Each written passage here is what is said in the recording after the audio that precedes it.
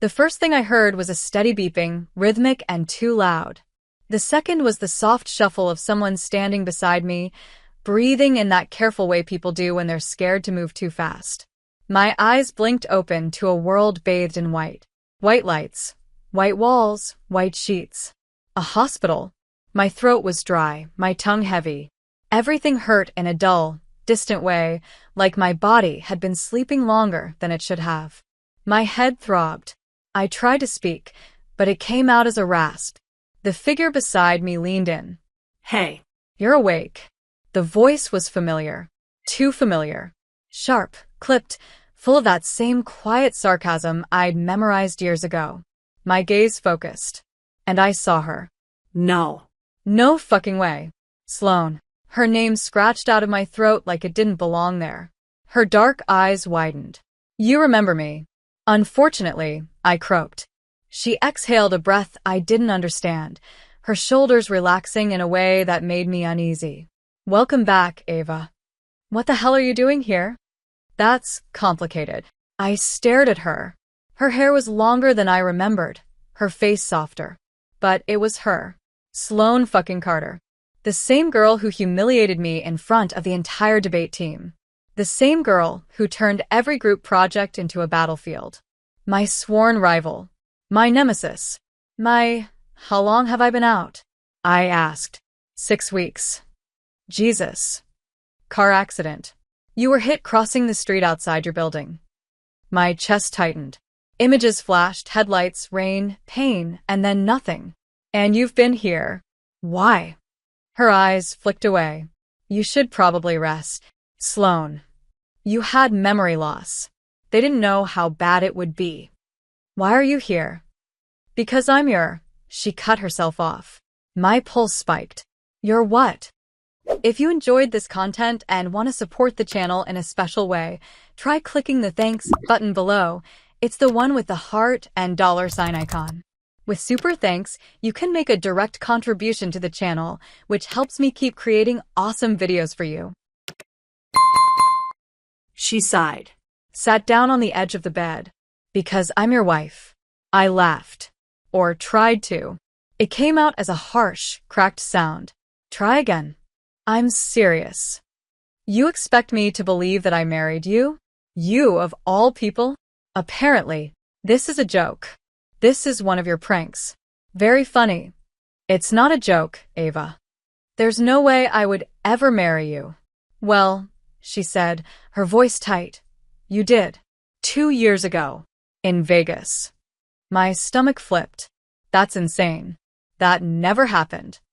You were drunk. We both were. But we made it legal. Signed the papers and everything. So, what? We got it annulled, right? No, what? We never filed the annulment. We forgot. Or maybe we didn't want to. I don't know. We just stayed married. This doesn't make sense. You don't remember anything? No. Not after graduation. Her jaw tightened. A lot's happened since then. Clearly. She looked like she wanted to say more, but the door opened and a nurse walked in, cheerful and oblivious. Well, look who's awake. Welcome back, sweetheart. I stared at Sloane. She stared back. The nurse checked my vitals, asked a few questions, scribbled something on a chart. I barely heard her. When she left, I turned to Sloane again. Start talking. It's a long story. I've got time. She rubbed her hands together, restless. After college, you moved to New York. I stayed in Boston. We didn't talk for a while. But then we ran into each other at a conference. We fought. Then we drank. Then we kissed. One thing led to another, and we woke up married. That sounds fake. I thought so too. But you didn't want to undo it. You said you liked the idea of rewriting our story. Bullshit. You called it fate. I would never. Apparently you did. I stared at her, my heart pounding. Why didn't we divorce? We moved in together. It just worked. Somehow. We still fought, constantly. But there was something else, too. Chemistry. Or maybe insanity. You never really explained it. We were messy and complicated and never stopped arguing. But we didn't stop loving each other either. You're lying. I'm not. Prove it. She stood, walked to her purse, pulled out her phone, scrolled, turned the screen to me. Photos. Dozens. Hundreds. Us at the beach. Us in the kitchen. Us kissing. Laughing. Wrapped in each other like we didn't know how to be apart. My throat tightened. My eyes burned. I don't remember any of this. I know. And we were happy as two stubborn assholes can be. So, what happens now? That's up to you. What do you want? Her eyes searched mine. I want you to remember. But if you can't, I want you to fall in love with me again. My breath caught. Sloan, I know. You hate me. You always have. I did. In college. And now. I didn't answer. Because I didn't know. But her hand reached out and touched mine gently, like we weren't enemies, like we'd never been. And for the first time in 6 weeks, my heart beat like it remembered something I didn't. They moved me out of the ICU the next morning. New room, bigger window, slightly better view, same unsettling silence that wrapped around everything like the aftermath of a storm. I sat in the hospital bed, propped up by pillows, staring at the wedding band on my left hand like it might start whispering answers. Sloan had left the night before after our too personal conversation. I hadn't asked her to stay. She hadn't offered. But I hadn't stopped thinking about her since. Every time I closed my eyes, I saw flashes of her face. Not how I remembered her in college, sharp-tongued, competitive, infuriating, but softer, like the version I'd glimpsed when she showed me those photos. It was impossible. We'd hated each other. We were oil and water, fire and gasoline. But the woman in those pictures? The woman who kissed me in a grocery aisle, who held me in a snowstorm, who wore my sweatshirt and smiled at me like she knew every part of me. That wasn't a stranger. That was a lover. A wife. You're frowning again, a voice said from the doorway. I looked up. Sloan leaned against the frame, holding 2 coffees and a bag that smelled suspiciously like muffins. Are you stalking me? I asked. Married people don't stalk each other. It's called being attentive. I raised an eyebrow. You've been attentive for someone I don't even remember. She stepped inside and handed me a cup. Hazelnut. No sugar, 2 creams. It was your favorite. Was. I don't know if it still is. You could have just asked. You would have said black coffee out of spite. I snorted, despite myself. She set the muffin bag on the table and pulled the chair closer to the bed. They said you might be released by the end of the week. Great. Then what? Then we go home. Home. She nodded. Our apartment. I sipped the coffee, watching her carefully. Do we have a cat or something? You're allergic. Dog. You said I didn't deserve one until I learned to make time for walks. Sounds about right. We have plants. You named them all after people you hate. I blinked. Seriously? There's a pothose named Natalie and a cactus named Professor Renz. I covered my mouth to hide the laugh. Okay, that's a little funny. She leaned back, watching me. Do you want to see the apartment? I don't know. It might help. It might hurt. She nodded. Yeah. It might. We sat in silence for a while. Then I asked, what were we like? You and me? Yeah. She hesitated. Loud. Passionate. Messy. You made me breakfast every Saturday and then refused to talk to me if I touched your playlist. We fought over laundry, over politics, over what color the bathroom should be. But we also danced in the kitchen. A lot. You hated when I worked late. I hated when you forgot to eat. You used to tuck your feet under my legs when we watched movies, and whenever you were upset, you'd ask me to brush your hair. We weren't perfect, but we were real. My throat felt tight. Did I love you? Her voice was a whisper. Yes. Did you love me? I never stopped. My eyes burned. Why didn't you tell me sooner? You'd just woken up. You were scared. I didn't want to make it worse. It's already worse. I feel like I'm looking at my own life through glass. Then let me help you remember it. Why? So you can make me fall for you again? No, she said, standing slowly. Because you're already doing it, and it scares the hell out of me. She left without another word, and I stared at the empty chair for a long time, wondering how the girl I hated most had become the one person I couldn't stop craving. The first step into the apartment felt like crossing into someone else's life. Mine, apparently. Ours. But not one I recognized. The elevator ride up had been silent. Sloane stood beside me, arms crossed, jaw tense, her eyes flicking to me every few seconds like she didn't know what version of me she was bringing home. I didn't know either. The door clicked open. She stepped inside first, then held it open for me, her voice softer than I remembered it ever being. Welcome home. The word hit me like a bruise. Home. As if I hadn't just spent the last few weeks in a sterile hospital bed trying to remember what kind of toothpaste I liked. But I walked in anyway. The space was beautiful. Not in a cold, minimalist, magazine way, but lived in.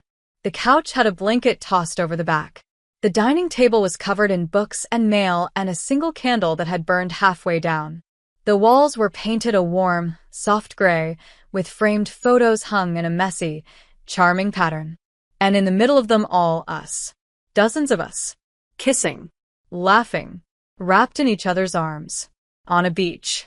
At some wedding. At what looked like a very messy brunch. Both of us in pajamas, mid-laugh. Powdered sugar on her cheek. My heart clenched. You decorated this?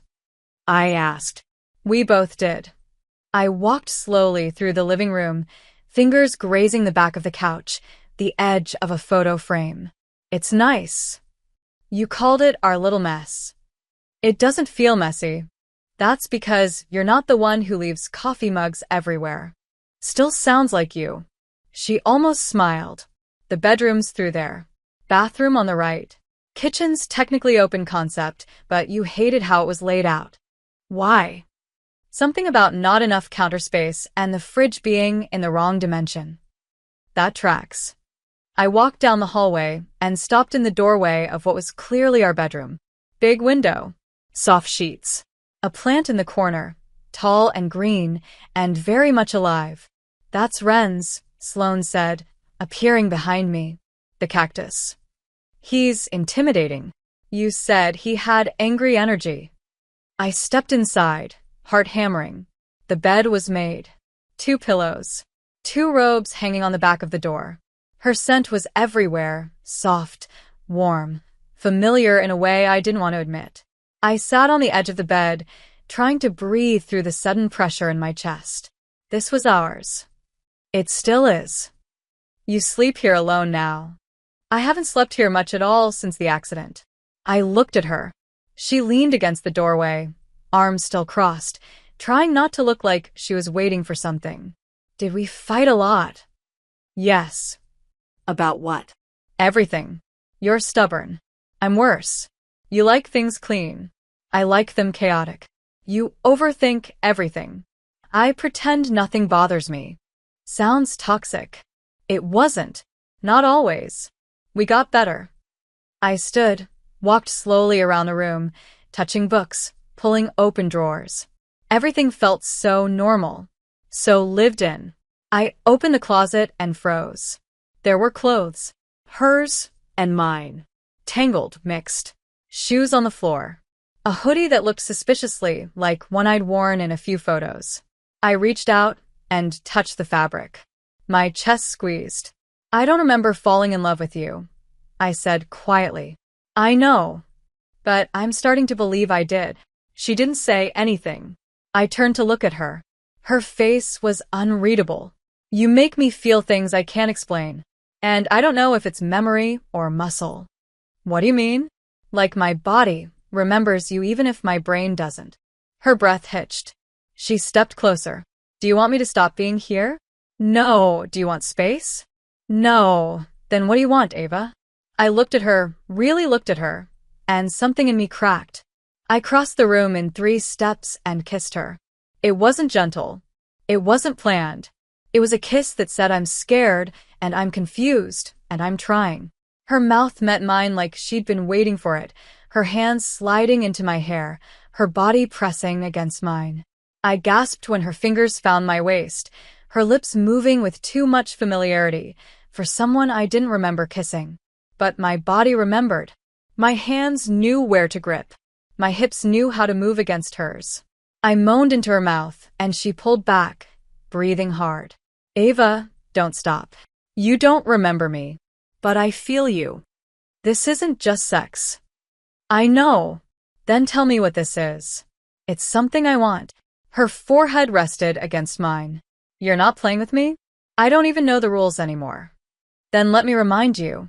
She kissed me again, slower this time, more reverent. Her hand slid under my shirt, grazing bare skin. I let out a soft sound, caught between fear and need. She stopped. We don't have to do this now. But I want to. Then I need you to be sure. I'm not sure of anything except this. We kissed again, deeper, harder. But when she started to tug my shirt over my head, I paused. Wait. She stopped instantly. Too much. No. Just not yet. She nodded, breathing hard. Okay.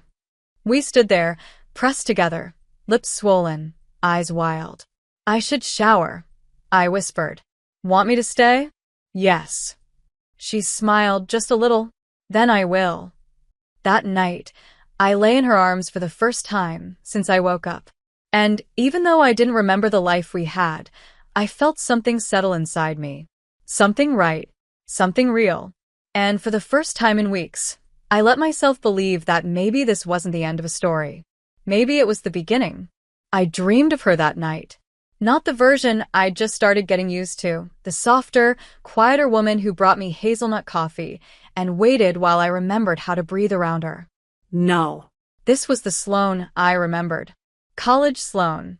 Hair tied back in a sharp ponytail, blazer too perfect, voice too loud. The girl who mocked my thesis in front of an entire seminar. Who smiled when she beat me at anything. Who never looked at me with softness. Except in the dream, she did. I was sitting in the old library, same spot I always claimed, and she walked up with that smirk I used to hate. But when she reached me, her eyes were different. Warmer. And she leaned down and kissed me like she'd been waiting for years. I woke up with my heart pounding and her arm around my waist. I didn't move, just stared at the ceiling and let the weight of everything crush down on me. My brain still didn't remember. But my body, my heart, they were starting to betray me in ways I couldn't ignore. She stirred behind me, her breath warm against the back of my neck. You okay? Yeah, I whispered. Just thinking. That's dangerous. So you keep saying. She pressed a kiss to my shoulder. It wasn't sexual. It wasn't even teasing. It was gentle, thoughtful, intimate. And it undid something in me I didn't know was still tightly wound. We got up late. She let me wander the apartment again. Let me open drawers and ask stupid questions. She made breakfast while I tried to remember how I used to like my eggs. I burned the toast. She laughed and called me a menace. I rolled my eyes and tried not to stare at her mouth. By midday, I needed air. She offered to take me to the park. You said it always helped you think, she added, especially when your brain got too loud. And what did you do when your brain got too loud? I usually picked a fight with you. Sounds about right. She glanced over as she drove. You always won. That can't be true. It is. You were terrifying when you were passionate. The park was quiet. We sat on a bench by the water. The air smelled like early fall, crisp, golden, full of something that felt like change. She didn't touch me, didn't rush me, just sat there, watching the ripples on the surface. Do you regret it? I asked. What? All of this? No, even the coma? Especially not that. It scared the shit out of me, but it made me realize how fragile everything is, how fast it can all go away, and how I never really said what I needed to. Like what? Like how much I loved you, like how sorry I was for every time I pretended I didn't. I swallowed. You hurt me a lot in college. I know. You embarrassed me. Constantly. I know. So why did I say yes? Because I stopped hiding how I felt. And because deep down, you always knew we were just two sides of the same fire. And now I'm still in love with you. And I'm terrified you'll never be able to feel that again.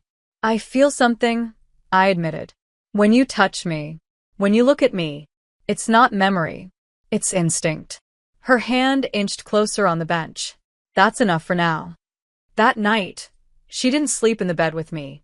She offered the couch, said I might want space. And I hated how much I missed her. I lay awake for hours, staring at the ceiling, thinking about that damn kiss in the library that never happened. Or maybe it did. Maybe it was a memory. A real one. I got up around midnight, walked down the hallway, found her curled under a blanket, her hair a mess, her face turned toward the back of the couch. I stood there for a long time, just watching her breathe. Then I whispered, "Sloane?" She stirred, blinked up at me. "What's wrong?" "I don't want space." "You sure?" "I want you to hold me." She didn't ask again. She just pulled back the blanket and let me climb in. Her arms wrapped around me like they'd never forgotten how. And when I finally fell asleep, her heartbeat was the only thing that felt real. I woke up with my head on her chest, her fingers softly trailing up and down my spine in a rhythm so slow, so familiar, that it made my whole body ache. Not with pain, with want, with the terrifying realization that maybe I didn't need the memories to remember her. I just needed her touch. Neither of us said anything for a long time. The room was quiet, filled only by the sounds of morning creeping in through the half-open window and the soft beat of her heart under my cheek. I thought about pulling away, about creating distance, but my body refused. Instead, I tightened my arm around her waist and let my eyes flutter closed again. "Do you always sleep like that?" she finally asked, voice husky with sleep. "Like what?" "All over me." "You saying I'm clingy?" "I'm saying you've always used me as your favorite pillow." "Can you blame me?" I lifted my head to look at her. She was smiling, but her eyes were serious. "You used to say I made you feel safe." I swallowed. "I don't remember saying that." "That's okay. You'll say it again eventually." "You sound so sure." "Because I'm willing to wait." That did something to me. I sat up slowly, the sheet falling to my waist, my breath catching when I noticed how close her hand was to bare skin. She didn't look away. Neither did I. "You're being too perfect," I whispered. "It's suspicious."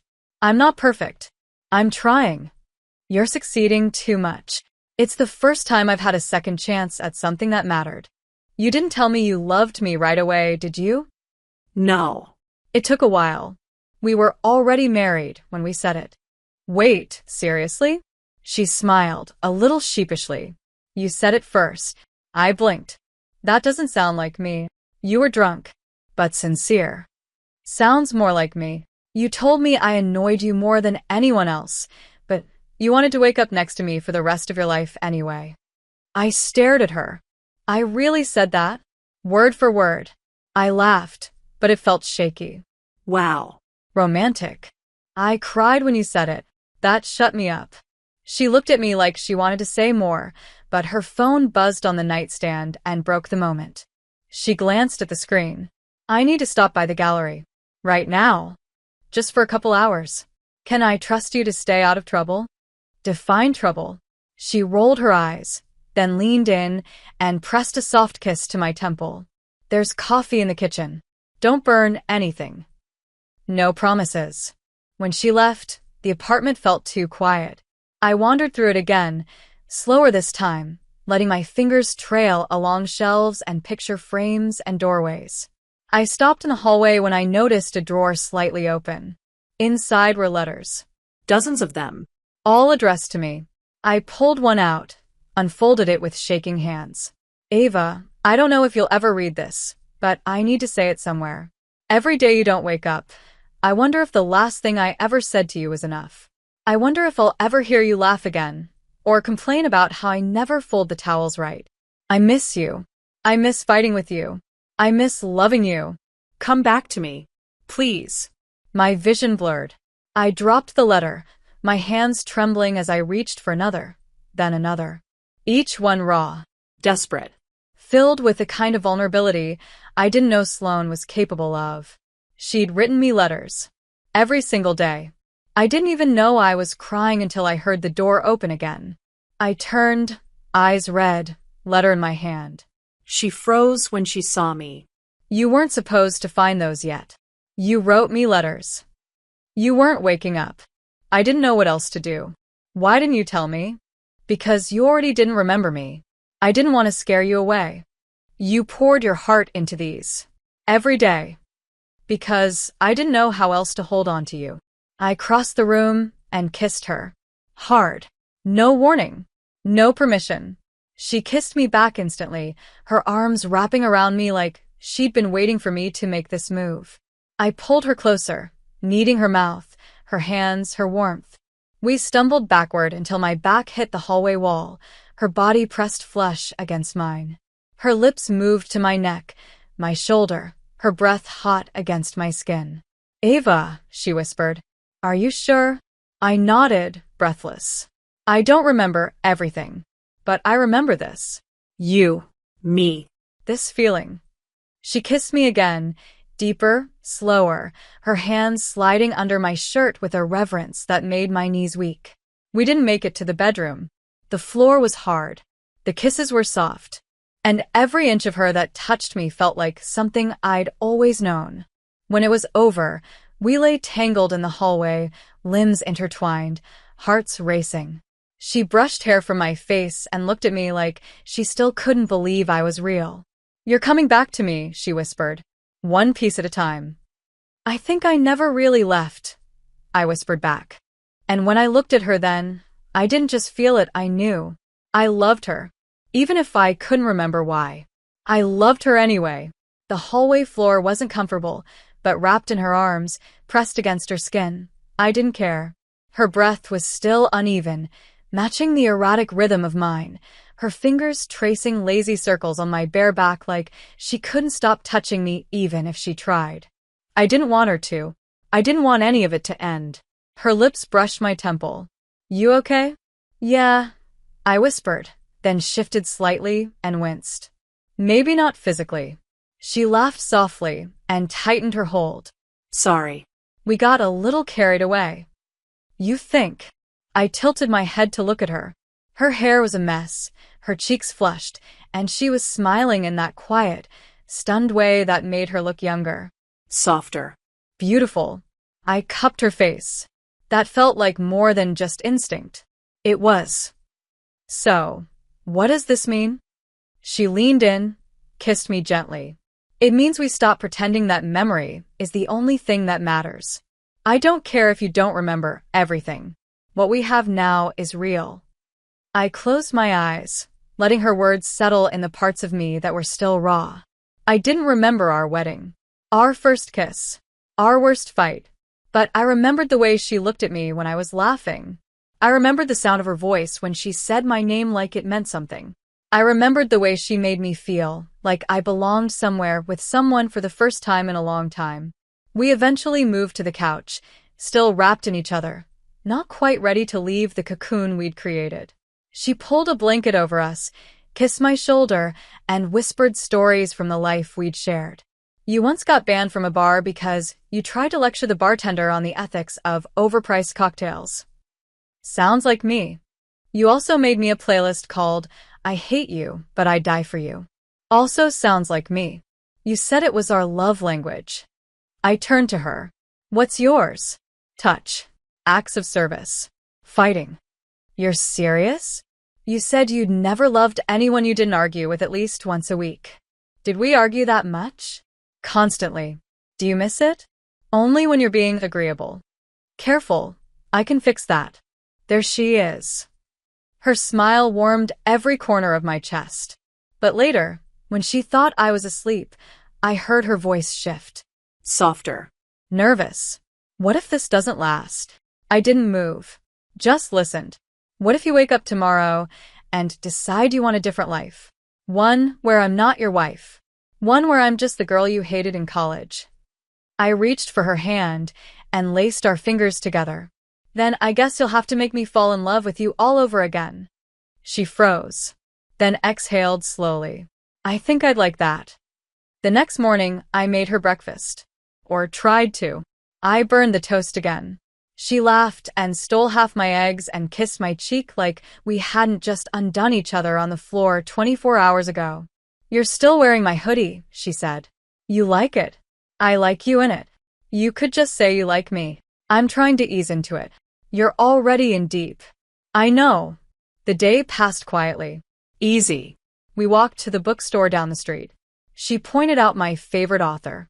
I didn't recognize the name, but I believed her. She bought me a copy of a book I supposedly made her read 5 times. When we got home, I curled up in her lap and read the first chapter out loud. Her hand stroked my thigh absent-mindedly. Her mouth brushed the top of my head. That night, I sat on the bed and asked, "Can I see our wedding photos?" She blinked. You sure? I want to know how happy we looked. She disappeared for a few minutes, then returned with a thick album, the leather cover worn at the edges. She sat beside me, opened it slowly, and there we were, laughing, dancing, drunk and glowing in a way that only people in love could. I stared at one photo in particular, her hand on my waist, my head thrown back in laughter, her lips pressed to my temple. You looked at me like you knew you'd never want anyone else, I whispered. I didn't. Do you still feel that way? She looked at me, voice steady. I never stopped. I leaned in, kissed her slow, deep, like a promise. Then let's make new memories. Ones I won't forget. And when she pushed me back onto the pillows, when she kissed every inch of me like I was something precious, I let her. I let her make me hers. Again. And this time, I wouldn't forget a thing. There was something sacred about the way she touched me now. No rush, no urgency, just slow reverence like her hands were rewriting every memory I'd lost. She made love to me like I was fragile and familiar all at once, like I was both the woman she'd known for years and someone she was meeting for the first time. And when we collapsed into each other afterward, skin to skin, heartbeat to heartbeat, she didn't let go. Not even when the room quieted. Not even when sleep tugged at the edges of her breath.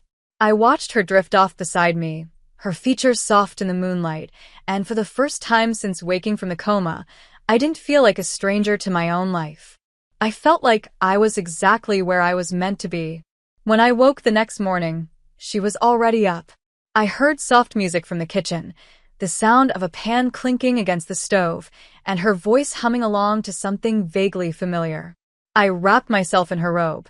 It smelled like her, warm and clean and devastating, and padded down the hall.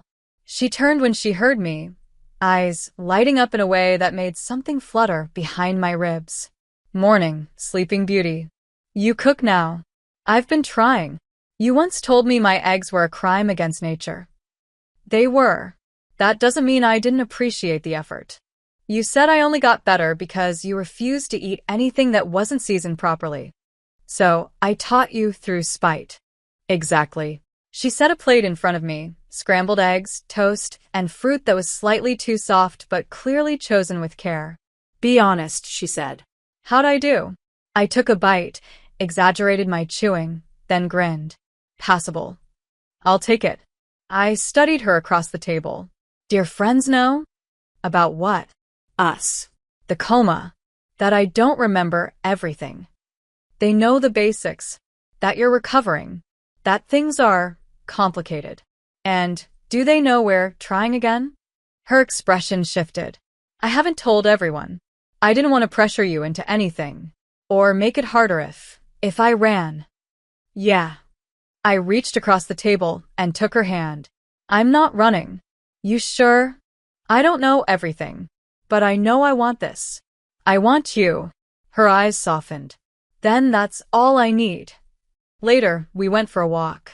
She took me to the coffee shop down the street, introduced me to the barista, who apparently used to know our regular orders. I didn't remember her, but I smiled like I did, squeezing Sloane's hand when the girl behind the counter called us the couple with the weird mug rule. You hated drinking from anything too thin, Sloane explained as we stepped back onto the sidewalk. You said it made the coffee taste arrogant. Still does. We spent the rest of the day like that, rediscovering pieces of a life I couldn't fully remember, but was starting to crave again. Every corner of our neighborhood, was filled with some version of us. A bookstore where we used to spend rainy Sundays. A bench where she told me she wanted to renew our vows one day. A tiny diner where we apparently once got caught making out in a booth by her boss. It was overwhelming, beautiful, intense. I was exhausted by the time we got home, but it was the kind of tired that came from living, not surviving. That night, curled against her in bed, I asked the question that had been growing inside me all day. What happens when the rest of it comes back? What do you mean? What if I remember something that changes how I feel? What if I remember something bad? She didn't hesitate. Then we face it. Together. You really believe that? I married you, Eva. Twice. Once by accident. The second time on purpose. I'll keep doing it, even if you forget me 100 more times. I buried my face in her neck, overwhelmed by the quiet, steady certainty in her voice. You're too good to be true. You're just finally seeing the version of me you made. I didn't make you. You did. You forced me to be better, more patient, more honest. You never let me get away with my bullshit. You made me want to be the kind of person who deserved you. My chest ached. I kissed her shoulder, Her jaw. her mouth, and when I whispered her name between kisses, I felt her shiver against me like it was the first time. What if I never remember everything? I asked. Then I'll just have to help you fall in love with me again. Every day. And with her hands on my skin and her heart in her eyes, I realized she already was. The first full memory came back like a flash fire, sudden, vivid, and hot enough to burn. I was in the shower, steam curling around my body, eyes closed as the water poured over me, when it hit. A night. Our first night. Not the first time we kissed. Not the first time we argued. But the night we finally stopped pretending we hated each other. It was in a hotel room during a conference. We'd fought all day, sharp words, tighter clothes, long glares across panel tables. And then we'd found ourselves in the elevator alone, and she pinned me against the wall with a kiss so full of rage and hunger that I'd gasped into her mouth. I remembered the way she pulled my blazer off like she hated how good it looked on me. I remembered shoving her onto the bed and telling her to shut up before she said something that made me like her. I remembered the way we didn't sleep at all that night. I dropped to my knees in the shower, chest heaving, heart pounding. It wasn't just the sex. It was the clarity. The moment I'd realized we weren't just enemies. We were obsessed with each other. Addicted. I sat on the cold tiles until the water ran lukewarm and my skin was raw. When I finally came out, Sloane was in the kitchen, pouring wine, barefoot and soft in a worn t-shirt I didn't recognize but somehow knew I'd bought for her. She turned, smiled. Hey. I was just about to. I walked up to her, cupped her face, and kissed her like I had in that elevator. Her body stiffened in surprise, then melted into me. Her hands gripped my waist. Her mouth opened against mine with a soft sound that made everything inside me ache. When we pulled apart, her eyes searched mine. You remembered something. Our first night. Her breath caught. The hotel? I nodded. You said I kissed like I wanted to win. You did. And you still do. I think I fell in love with you that night. She looked stunned. You threw a shoe at me the next morning. Because you left before I could say it. Her fingers dug into my hips. Why didn't you tell me? Because you were still Sloane Carter. And I was still Ava Reyes. And we were still pretending we couldn't stand each other. We were so full of shit. Still are. Speak for yourself. I leaned in, brushed my lips against her ear. If I kiss you like I hate you again, will you stop pretending it doesn't undo you? No promises. I kissed her again, harder, dirtier. We didn't make it to the bedroom. She lifted me onto the kitchen counter, her mouth hot and familiar on my neck, my thighs wrapped tight around her waist. She tore my shirt open like she'd done that first night. I pushed her shorts down with shaking hands. It wasn't soft. It wasn't romantic. It was history reclaiming itself. It was memory made flesh. After, we lay sprawled on the rug, breathless and tangled, her head on my chest. You okay? She asked softly. Better than okay. You looked shaken when you came out of the shower. because it hit me all at once that we didn't just fall into this. We fought our way into it. We did. And I don't want to forget any of it ever again. She kissed my shoulder. You're coming back to me piece by piece. You never really lost me. There's something else, she said, voice careful. I didn't tell you before, because I didn't know if you'd want to hear it. I sat up slightly. What is it? Your family. Your parents. They didn't know about us. They still don't. I blinked. Seriously? You said it wasn't the right time. That they'd never understand. You didn't want to deal with the fallout while we were still figuring ourselves out. So you let them believe I was single? They think I'm your roommate. Or business partner. Depends on the day.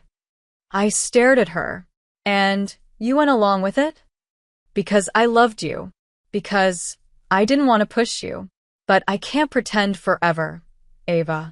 I can't keep being your secret. You're not. Aren't I? Not anymore. You're sure? I kissed her again, slow and deliberate. Let's go see them. What? Let's tell them everything. That I married the girl I hated in college. That she turned out to be the love of my life. That I lost my memories and still found my way back to her. Her eyes filled, but she smiled. Okay, let's do it. And if they freak out, then they'll see what I see when I look at you. What's that? My whole damn future. That night, she held me like she'd never let go again. And for the first time, I believed her. I had imagined telling my parents about Sloane dozens of times. Usually in the middle of the night. Usually with a glass of wine in my hand and my pulse hammering in my throat. In most versions, it ended with shouting. In the worst ones, it ended with silence. I never imagined doing it with her hand in mine. I never imagined doing it after Coma. After rediscovering the life we built. After remembering how it started, not as a mistake, but as the only decision I'd ever made that was completely mine. They're going to hate me, Sloane said quietly as we pulled up in front of my parents' house. They're not, I said. They might, but they'll hear me, and they'll see you. And I think maybe, for once, they'll finally understand. And if they don't, then we leave. And we go home. Together. She looked at me. You'd walk away from them? I already did. They just don't know it yet. My parents were stiff from the start. My mother smiled too wide. My father barely looked up from his newspaper. Sloane reached out to shake their hands. My mother blinked. My father didn't move. Nice to meet you, she said calmly. Thank you for having me. I sat down beside her, my hand on her thigh under the table, grounding us both. We have something to tell you. My mother looked at me sharply. You're still recovering. Is it something urgent? It's something important. I looked at Sloane. She nodded. I turned back to them. We're married. Silence. Then my father's paper rustled. You're what? We've been married for 2 years. We eloped. It started unexpectedly, but we're in love. My mother stared at Sloane like she'd grown horns. You're married to a woman. Yes. And you didn't tell us. I wasn't ready. And that's on me, not her. My father stood. This is ridiculous. You expect us to believe you got married and forgot to mention it. I didn't forget. I was afraid. Of what? My mother demanded. That we'd judge you? That we wouldn't approve? Yes, I said plainly. That's exactly what I was afraid of. And now I don't care. My mother's face crumpled. My father turned away. Sloane sat still, her shoulders square, her eyes soft but unwavering. I love your daughter, she said.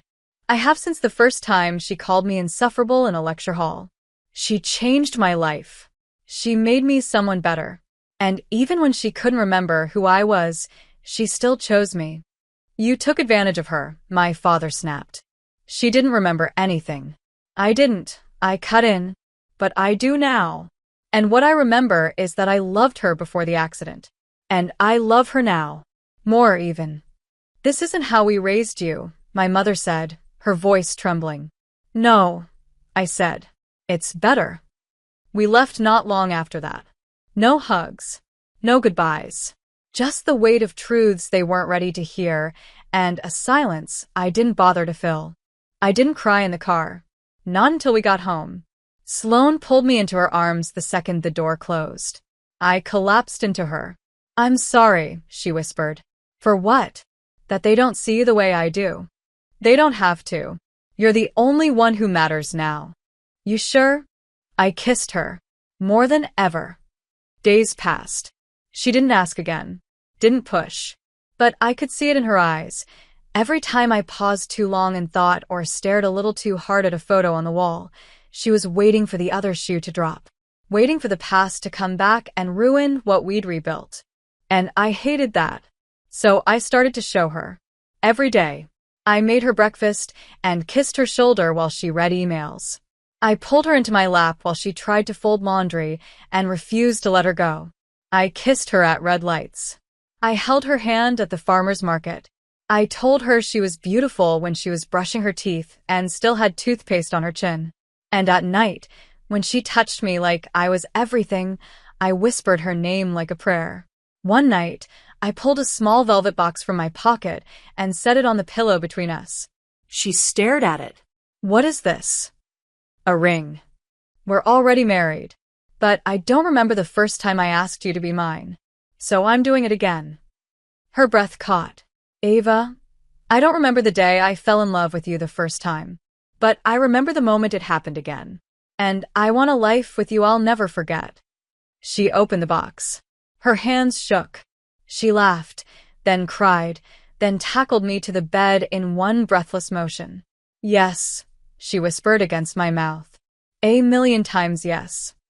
That night, we didn't just make love. We wrote vows with our bodies. And I knew, with a clarity I'd never known before the coma, that this wasn't a second chance. It was the real beginning. And this time, I'd remember every second of it. The ceremony was nothing like the first one. At least, that's what Sloane told me. I still didn't remember Vegas. The neon chapel. The barely legal officiant in a rhinestone suit.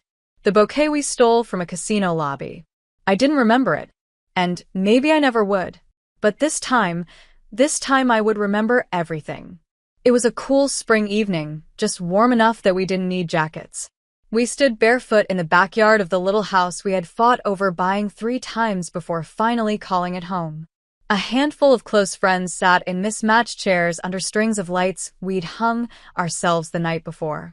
There were flowers everywhere, wild, unarranged, spilling over from every corner. I wore white, not a gown, not a dress, just something simple, comfortable. Her shirt was half unbuttoned. Her smile was everything. "You ready?" she whispered, brushing her fingers against mine before the music started. "I've been ready since the day you insulted my handwriting in political theory. You deserved it. It was illegible. And now it's yours. Always was." I squeezed her hand. The officiant started speaking, but I barely heard a word. All I saw was her. All I felt was her hand in mine, warm and steady. We'd written our vows separately. She insisted. Said we'd done enough scripting in the past. Said this time she wanted messy, raw, real. So when it was my turn, I looked her in the eyes and said, "I didn't remember the first time I loved you, but I remember the second. I remember your hands on my back when I woke up. I remember your voice breaking when you told me I married you. I remember falling for your steadiness, your softness, your stupid jokes, your horrible dancing. I remember loving you even when I didn't know why. And now I do, because you're my best decision, my loudest memory, and I don't want another day in this life that doesn't include you." Her eyes were glassy. She swallowed hard. "You once told me I was the most annoying person you'd ever met. And then you kissed me. And then you married me. And I spent 2 years wondering when I'd mess it up, and 6 weeks praying you'd remember why you didn't walk away. But now I know it was a memory that kept us together. It was choice. It was love. It was something so deep, not even trauma could shake it loose. And I want to choose you. Every morning, every argument, every storm. Even when you burn the toast. Especially then." We kissed before they said we could. Our friends clapped. Someone cried. Maybe both of us did. It didn't matter. What mattered was her arms around me, her smile against my mouth, her whisper against my skin. You're mine. Yours, I whispered back. The party was small. Loud. Ridiculous. Our playlist from college blasted through tiny speakers. We danced barefoot on the grass. Someone brought shots. Someone brought cake. Someone brought a puppy. We kept it. That night, we lay in bed, limbs tangled, skin sticky with sweat and frosting, and she ran her fingers down my arm like she was tracing every second we'd ever had. You think it'll always be this good? She asked. No, I said honestly, but I think we'll always find our way back to good. You scare me, she whispered. Why? Because I've never loved anyone like this. It's loud, and quiet, and overwhelming, and peaceful. It's everything. I kissed her shoulder. I hope I never forget again. And if you do? I rolled on top of her, smiled down at her. Then you better be ready to make me fall in love with you a third time. She laughed, pulled me down into her kiss, and we didn't stop touching until morning. We traveled that year. We fought that year.